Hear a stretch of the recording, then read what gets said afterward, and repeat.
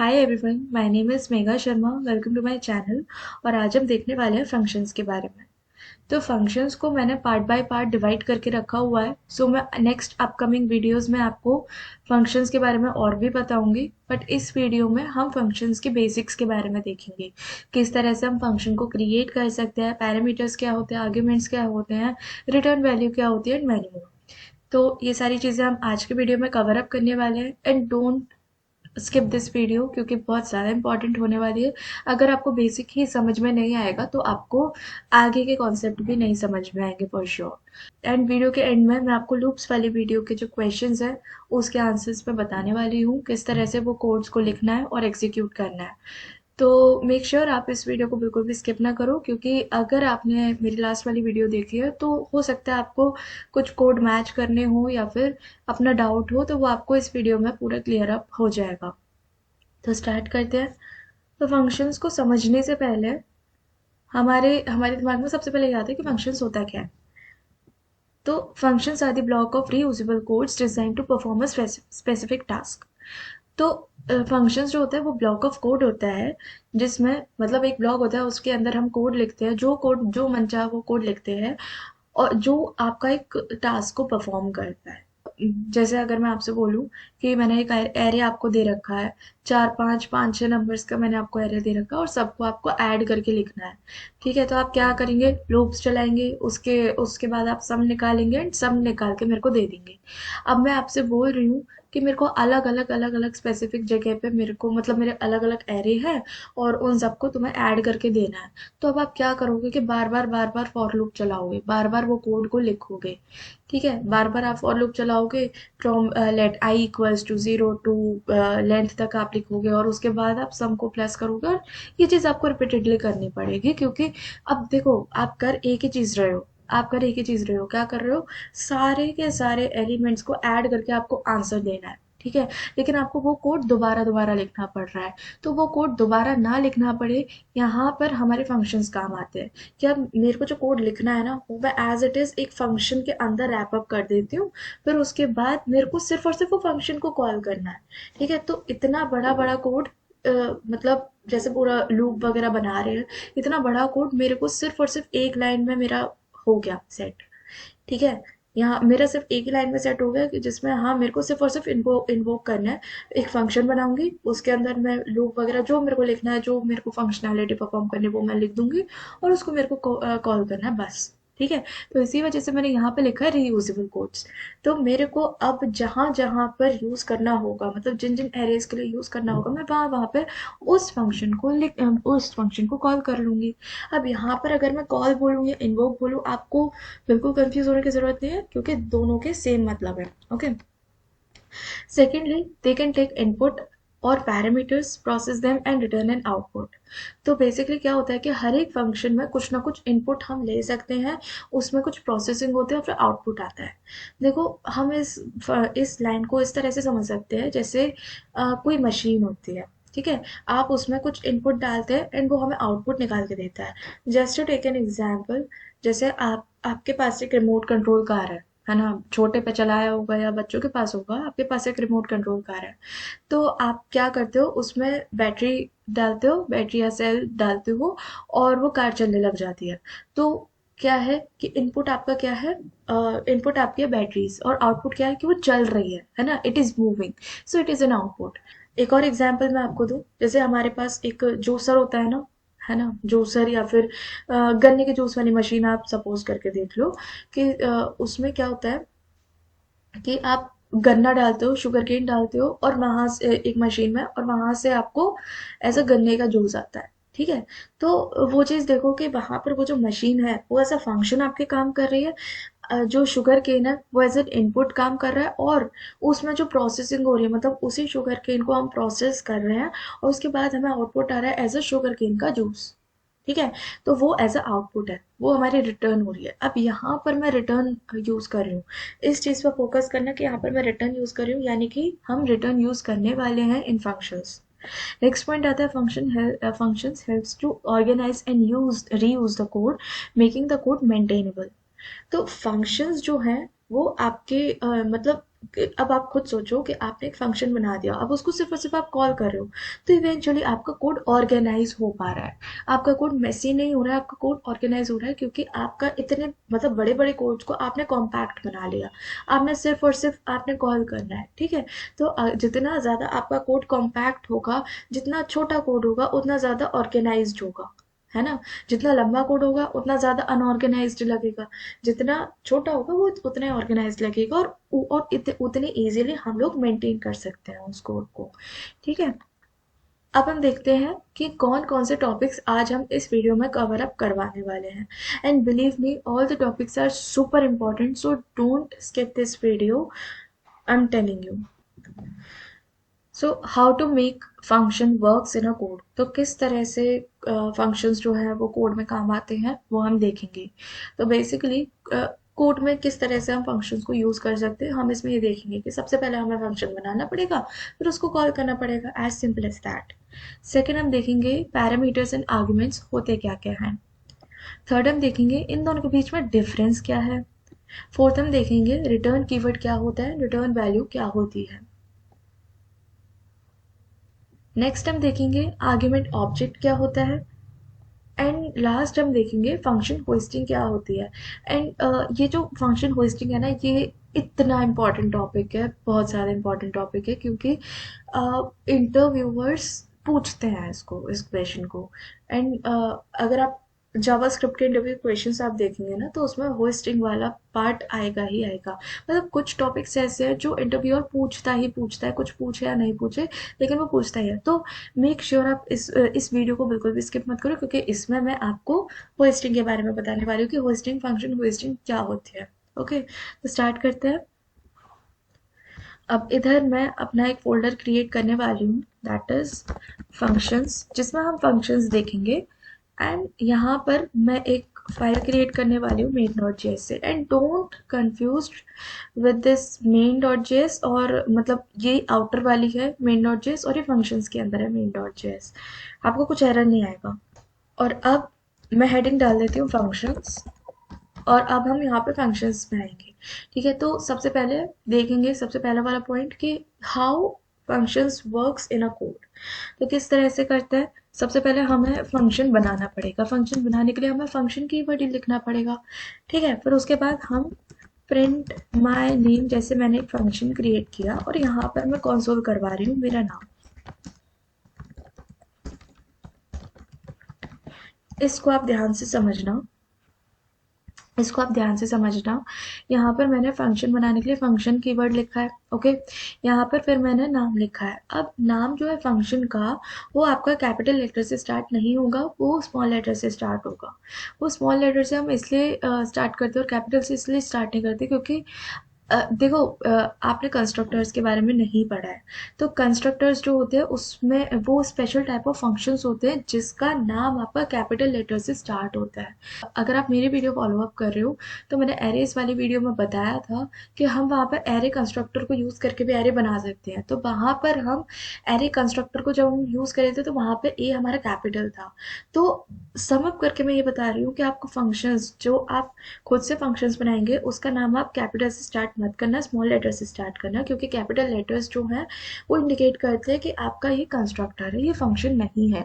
Although constructors are special type of functions, but functions are somehow different from constructors. मैं आपको इस चीज़ के बारे में बताऊंगी जब हम क्लासेस के बारे में पढ़ेंगे।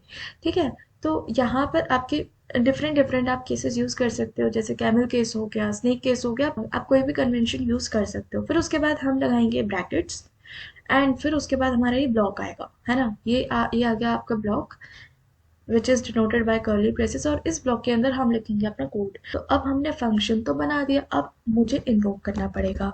सो प्रिंट माय नेम को मैं इन्वोक कर दूंगी, और यहाँ पर मेरे को ब्रैकेट्स भी लगाने पड़ेंगे। अब मैं क्या करूँगी, यहाँ पर सबसे पहले मैं सी डी फंक्शंस वाले फोल्डर में चली जाऊंगी, एंड यहाँ पर नोट मेन डॉट जेएस कर दूंगी। तो मेरे को मेरा नाम आ रहा है मेघा शर्मा, क्योंकि मैंने, देखो क्या हुआ है, मैंने जब इस फंक्शन को कॉल किया तो फंक्शन गया, है ना, और फिर उसके बाद इसके अंदर का जो कोड है वो एग्जीक्यूट हो गया। ठीक है, तो जो भी उस फंक्शन के अंदर का कोड है वो एग्जीक्यूट हो जाता है एज सुन एज आप उस फंक्शन को कॉल करो। ओके, तो यहाँ पर हम लोगों ने देख लिया कि किस तरह से हम फंक्शन को डिक्लेयर करते हैं, किस तरह से हम फंक्शन को इन्वोक करते हैं और कॉल करते हैं। नेक्स्ट हमारा आता है पैरामीटर्स और आर्ग्यूमेंट्स आपके क्या होते हैं। तो मैं आपको बताऊं पैरामीटर्स और आर्ग्यूमेंट्स क्या होते हैं। देखो, फंक्शंस जो हैं वो पैरामीटर्स एज एन इनपुट लेते हैं। ओके, और उनकी प्रोसेसिंग होती है और आउटपुट आता है। ठीक है, अब सपोज करो मैंने आपको ऐड वाला एक एग्जांपल दिया था, मेरे को वही फंक्शन बनाना है। जैसे मैंने फंक्शन फंक्शन FUNCTION ऐड, और यहाँ पर जैसे मैंने ए और बी, ये मेरे दो नंबर्स हैं। अब ये दो नंबर्स कोई भी नंबर्स हो सकते हैं, ये कोई भी नंबर्स हो सकते हैं। ठीक है, और मैं यहाँ पे कंसोल करवा रही हूँ, कंसोल डॉट लॉग ए प्लस बी। ओके, अब यहाँ पर ये जो है फंक्शन डिक्लेरेशन के टाइम पे मैंने ए और बी दिया है एंड दीज आर पैरामीटर्स। अब मैं जब इन्हें कॉल करूंगी, जैसे मैंने 4 और 5 को मैंने करना है ऐड, तो अब मैं इसको करूंगी कॉल, मतलब अब मैं इसको करूंगी तो देखो मेरे को 9 आ रहा है। अब मैं जितनी भी बार अलग अलग अलग वैल्यूज के साथ, जैसे 40 79 करना है, मुझे 119 आ गया। ठीक है, तो आप ये देखो कि अब मैं अलग अलग वैल्यूज के साथ इस फंक्शन को बार बार कॉल कर सकती हूँ और हर बार मुझे मेरा आंसर आ रहा है। ओके, अब यहाँ पर आता है एक क्वेश्चन कि मैंने यहाँ पे आपको बता दिया कि these are parameters and these are arguments, and this is the difference between parameters and argument. When we declare a function, we take variables inside bracket as a parameter. ठीक है, as the parameters, तो ये हमारे parameters हैं। When we call a function, उसके साथ हमारे brackets में जो भी वैल्यूज आती है वो आपके आर्ग्यूमेंट्स होती है। ओके, तो ये एक स्लाइट डिफरेंस है, ये आपको पता होना चाहिए कि फंक्शन डिक्लेरेशन के टाइम पे ये आपके होते हैं पैरामीटर्स, एंड फंक्शन कॉलिंग के टाइम पे और इन्वोकिंग के टाइम पे ये आपके होते हैं आर्ग्यूमेंट्स। ओके, आपको आप इसको इस तरह से भी कर सकते हो, जैसे मैंने let a equals 50, let b equals 10, and add function को आपने कॉल कर दिया a एंड b, तो अब हमारा ये 60 आ रहा है। ओके, तो ये होता है आपका पैरामीटर्स एंड आर्ग्यूमेंट्स और इन दोनों के बीच में डिफरेंस। अब देखते हैं रिटर्न वैल्यू क्या होती है। इसको मैं कर लेती हूँ कमेंट, और इसी वाले फंक्शन को मैं कर लेती हूँ कॉपी। अब मैं आपको बताती हूँ रिटर्न वैल्यू आपकी क्या होती है।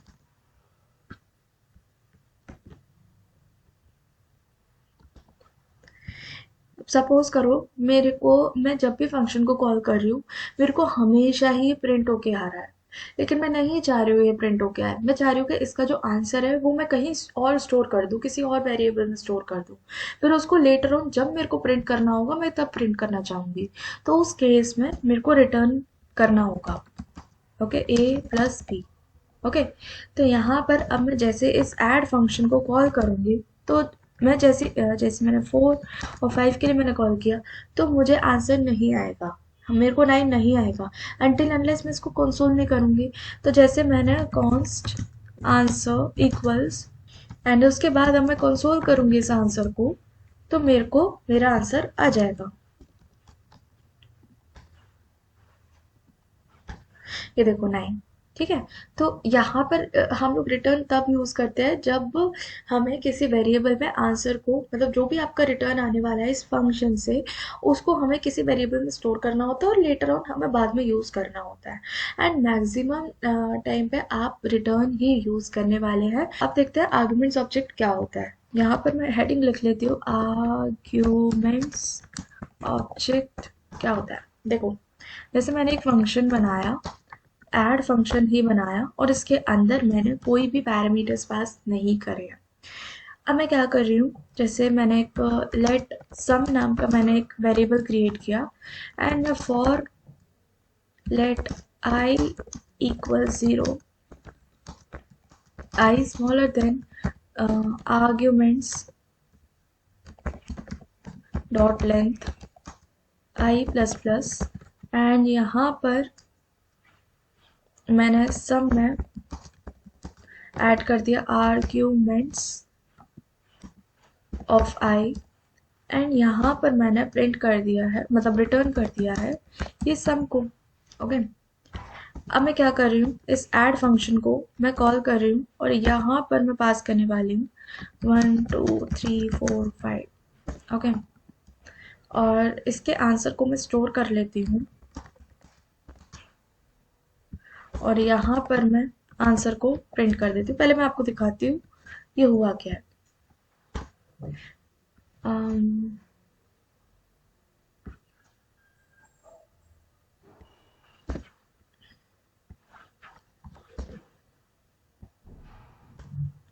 ये देखो मेरे को आ गया 15।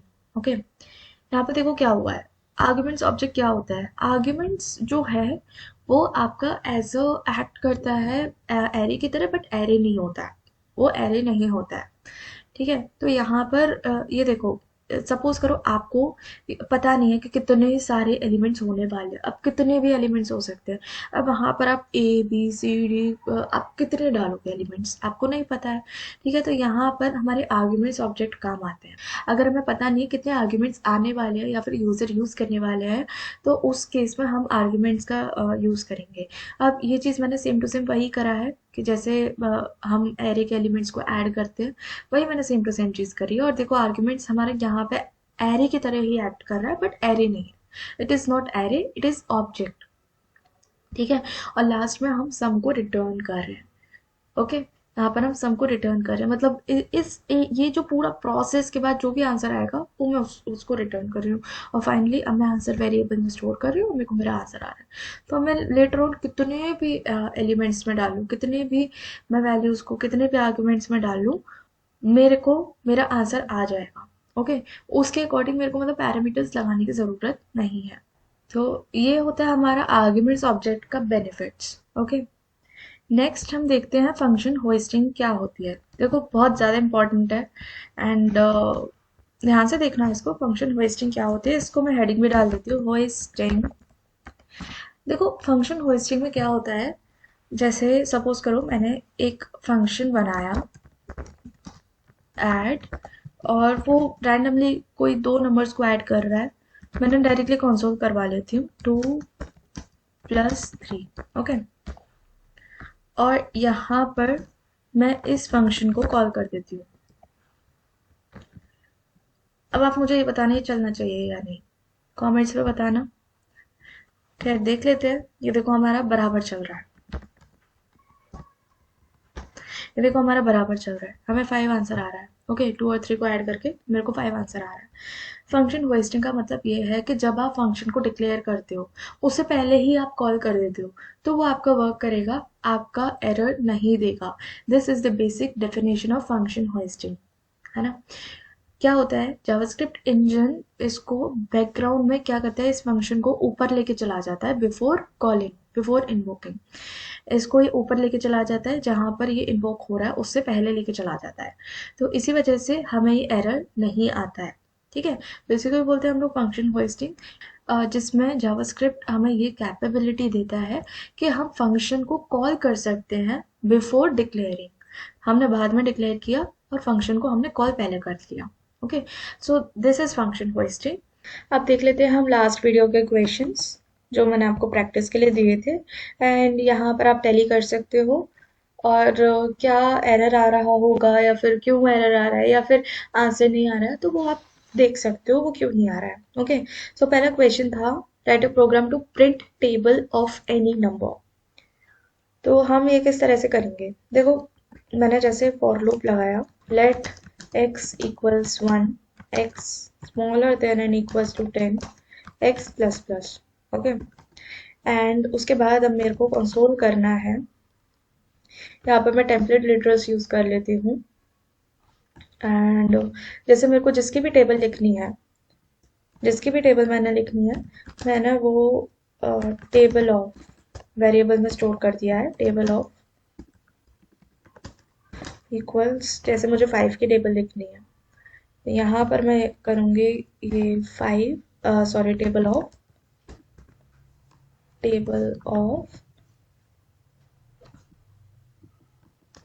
Multiply by x is equals to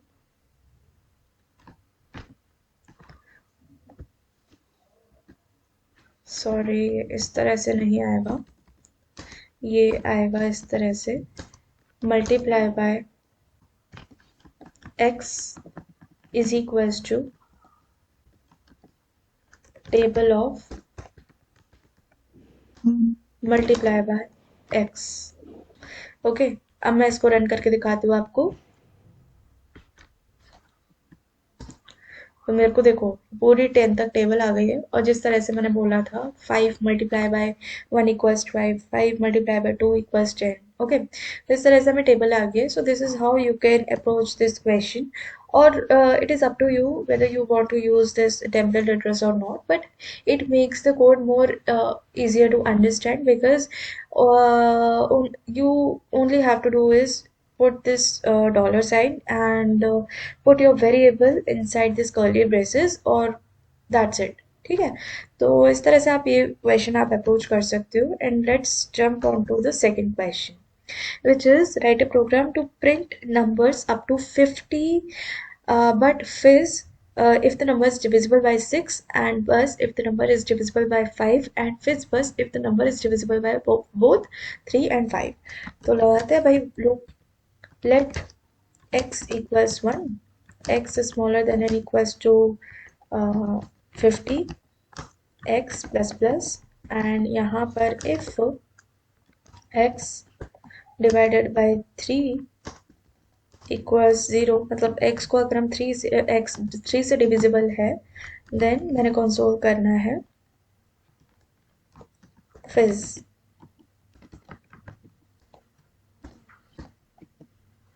else if x अगर 5 से डिविजिबल है तो मुझे कंसोल करना है बस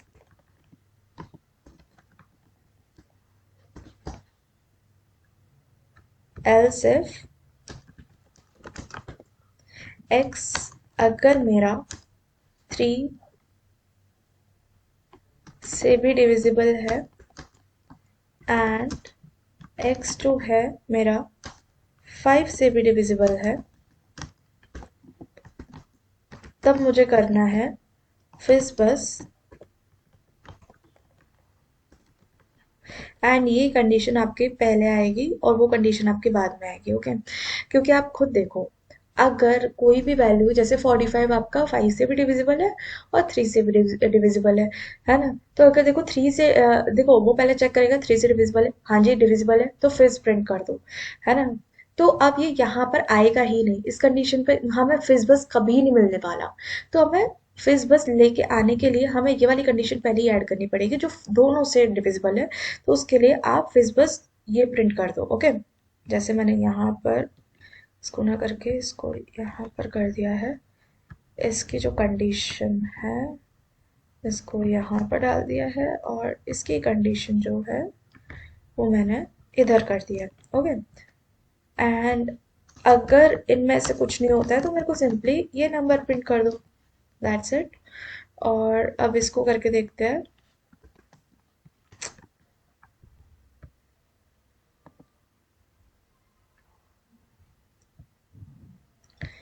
इसको करके देखते हैं। तो अब ये देखो, यहाँ पर आप देख रहे हो मुझे फिज बस भी आ रहा है, फिज भी आ रहा है, बस भी आ रहा है। आपको शायद पता चल गया होगा कि मैंने ये ऊपर वाले ये जो कंडीशन है एक्स 3 से डिविजिबल है 5 से डिविजिबल है, ये मैंने सबसे ऊपर क्यों लिखी, क्योंकि आप खुद देखो कि अगर ये 3 से भी होगा तो 3 वाली कंडीशन पे ये ट्रू रिटर्न कर देगा, मतलब ये 3 वाली कंडीशन पे इसका मेरे को आंसर आ जाएगा ट्रू, और मेरे को ये बस ही प्रिंट करेगा, मेरे को फिज बस कभी नहीं आएगा। ठीक है, तो अब ये देखो 1 2 बस फिज बस बस। ठीक है, तो इस क्वेश्चन को हम इस तरह से अप्रोच करेंगे। यहाँ पे मैं कर देती हूँ कमेंट, और अब हम देखते हैं हम थर्ड वाला क्वेश्चन क्या था। थर्ड क्वेश्चन में write a program to print the smallest number in the array. तो जैसा कि मैंने आपको वीडियो में भी बताया था, मैं आपको बता देती हूँ कि smallest number in the array हम किस तरह से प्रिंट करेंगे। जैसे मेरा एरे था कॉन्स्ट एरे इक्वल्स 4 7 1 2 9, एंड यहाँ पर मेरे को स्मॉलेस्ट प्रिंट करना है, तो let's S M equals array of 0। है ना। तो मैंने मान के चल लूँ मेरा जो पहला ही एलिमेंट है वो सबसे ज़्यादा स्मॉलेस्ट है।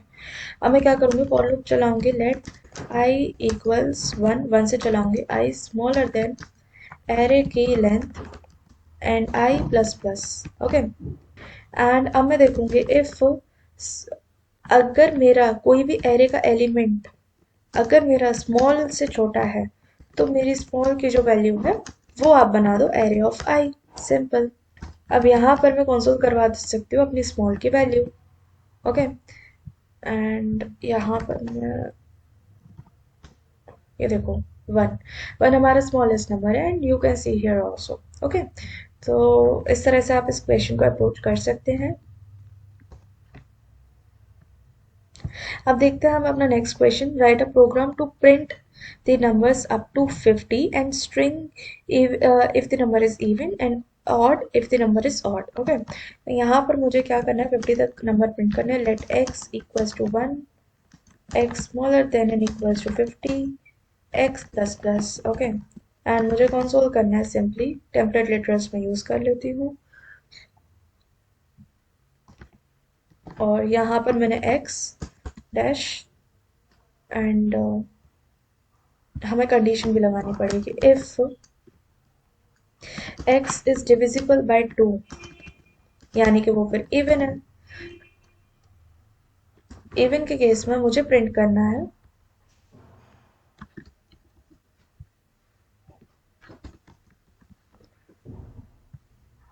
इवन। ओके, एल्स यहाँ मुझे करना है और अब देख लेते हैं इस क्वेश्चन को रन करके और देखो, even odd even odd even odd. Okay, so this was the simplest question I guess.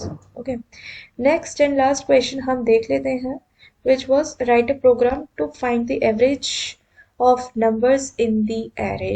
okay, so average निकालना है मुझे and let's create an array, क्योंकि मैंने एक एरे आपको दिया था, const arr equals 10 20 30 40 50। Okay, so this was the array and यहाँ पर अब मैं फॉर लूप चलाने वाली हूँ, let i equal 0, i smaller than array dot length i plus plus. अब सबसे पहले मुझे सम निकालना है। ओके, मुझे सम निकालना है, लेट सम इक्वल्स 0 एंड यहाँ पर मैं सम में प्लस कर दूंगी एरे ऑफ आई एंड उसके बाद अब let average equals sum divided by array की जो लेंथ होगी वो। ओके, एंड यहाँ पर जब मैं एवरेज प्रिंट करूंगी, क्योंकि देखो जितने भी नंबर्स का सम है वो और डिवाइडेड बाय नंबर जितने भी नंबर्स हैं। ओके, तो यही होता है आपका एवरेज और यहाँ पर अगर मैं प्रिंट करके देखती हूँ तो मेरे को आंसर आ रहा है 30। आप इसको मैनुअली भी कॉपी पेन पे करके देख सकते हो। तो यहाँ पर मैंने आपको वो क्वेश्चंस भी डिस्कस कर लिए जो मैंने आपको लास्ट वीडियो में करने को दिए थे। So you can take help from this video कि किस तरह से करना था। अब देख लेते हैं इस वीडियो के आज के फंक्शंस के जो क्वेश्चंस है वो देख लेते हैं, वो आपको करके देखने हैं। So our first question is, create a function that returns if a year is leap year or not। मतलब फंक्शन जो है वो एक आर्ग्यूमेंट लेगा, यानी कि फंक्शन के अंदर आपको एक ईयर प्रिंट मतलब डालना है और उस फंक्शन में क्या होगा कि आपको बताना है कि ये लीप ईयर है या फिर नहीं है। तो आपको रिटर्न करना है, लीप ईयर होगा तो लीप ईयर रिटर्न करना है, नहीं होगा तो नहीं रिटर्न करना। ओके, नेक्स्ट आपका है, create a function that reverse a number and return a reversed number। For example, for a number this, uh, return this। okay, take number as an argument. तो बेसिकली इस question में क्या करना है, आपको एक फंक्शन बनाना है, उसमें एक आर्ग्यूमेंट आएगा और मतलब जब हम फंक्शन को कॉल करेंगे उसमें एक आर्ग्यूमेंट आएगा और उसको मेरे को प्रिंट करना है उसका रिवर्स्ड वर्जन। जिसके अगर 1 2 3 नंबर है तो आपको रिटर्न करना है 3 2 1। Okay, Our next question is create a function that takes string as an argument and check if the string is palindrome or not. तो पैलिंड्रोम स्ट्रिंग क्या होती है? पैलिंड्रोम स्ट्रिंग का मतलब ये है कि जैसे कि ए बी बी आपका एक पैलिंड्रोम है, लेकिन ए बी बी आपका पैलिंड्रोम नहीं है। क्यों? क्योंकि आपको, आप देखो स्टार्टिंग से पढ़ो या फिर एंड से पढ़ो, आपको सेम ही आने वाला है। ओके, तो हिंट के तौर पे मैं आपसे ये बोलूँगी कि आप देखो, मतलब ओरिजिनल स्ट्रिंग और एक होती है रिवर्स स्ट्रिंग। मैंने आपको रिवर्स करना भी बताया कि हम किस तरह से रिवर्स कर सकते हैं। हिंट ये है कि आप जैसे आप एरे को रिवर्स कर सकते हो, वैसे आप स्ट्रिंग्स को भी रिवर्स कर सकते हो, सेम मेथड लगेगा। ठीक है, वो स्ट्रिंग रिवर्स करने के लिए आपको सेम टू सेम मेथड लगेगा। तो आप उस स्ट्रिंग को रिवर्स करके देख लो और दोनों को कंपेयर कर लो, अगर सेम टू सेम है तो आप ट्रू रिटर्न करो, अदरवाइज फॉल्स रिटर्न करो। नेक्स्ट क्वेश्चन आता है create a function that accepts a string have more than one word and change the first letter of every word. Change the sorry, ये थोड़ा सा गलत है। इसमें क्वेश्चन बेसिकली क्या है कि चेंज करना है फर्स्ट लेटर को, मतलब कैपिटलाइज करना है। एक आपकी स्ट्रिंग आएगी, वो एज अ आर्ग्यूमेंट आपकी आएगी, और उस वो जो स्ट्रिंग है जिसमें एक से ज़्यादा वर्ड्स हैं, उसके जो first first capital first letters जो है हर एक वर्ड के, उनको कैपिटलाइज करना है आपको। तो आप किस तरह से कर सकते हो, मैंने आपको स्ट्रिंग का स्लाइसिंग मेथड बताया था। स्ट्रिंग का नहीं बताया होगा तो मैंने एरेज का बताया होगा, और सेम टू सेम मेथड है, वो आपका स्ट्रिंग में लगेगा। सो देखते हैं कौन अपना दिमाग चला पाता है। मैंने आपको स्ट्रिंग के बारे में शायद बताया, नहीं बताया, आप लोगों को कमेंट्स में बताना, लेकिन जो मैंने आपको मेथड्स वगैरह जो मैंने आपको एरेज में बताए थे, वो सेम टू सेम स्ट्रिंग में भी अप्लाई होंगे for sure. Okay, next question आता है, and this is the last question. Create a function that accepts a string more than one word as a parameter and find the longest string within a string. तो आगे मतलब as a parameter आप एक string pass करेंगे, और आप ये देख, उसमें है ना एक से ज्यादा वर्ड्स होंगे उस स्ट्रिंग में, और ये देखना है कि आपको किस, मतलब एक पर्टिकुलर वर्ड में किसकी सबसे ज्यादा लेंथ है। ठीक है, किसकी सबसे ज्यादा लेंथ है। तो आप इस क्वेश्चन को करके देखो। अगर आपको ये क्वेश्चन थोड़े ट्रिकी लग रहे हैं, so don't worry, we will discuss all of this question in our next video. अगर आपको मेरी वीडियो पसंद आई हो, then do like this video, subscribe my channel and share it with your friends. Thank you.